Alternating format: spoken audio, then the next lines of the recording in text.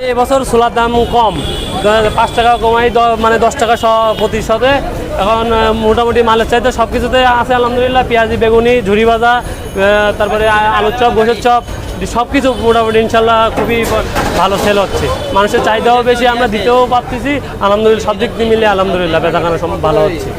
30টা দিন মানুষের এইভাবেই ইনশাল্লাহ মাল হলো আপনার ইফতারি সামগ্রী দিতে সক্ষম হবো ইনশাল্লাহ।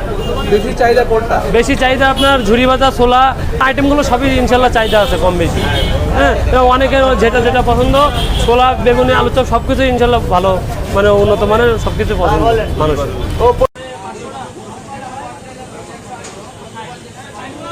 অনেক ভালো মানের ইফতারি, সারা বছর এখানে মোটামুটি ভাজি তৈরি হয় এখানে। আমরা তো সারা বছর কিনি, আর ইফতারি তো এই রোজা হিসাবে এখানে ইফতারি অনেক ভালো ভালো ইফতারি তৈরি হয়। আমরা এখান থেকে কিনি, এদের মানটা অনেক ভালো, খেতেও ভালো, দামটা মোটামুটি সব ভালো আছে। স্বাভাবিক, এখন রমজান মাসে তো সব জায়গায় একটু বেশি হয়, সেই হিসাবে এখানে অন্য জায়গার তুলনায় ঠিকই আছে আর কি।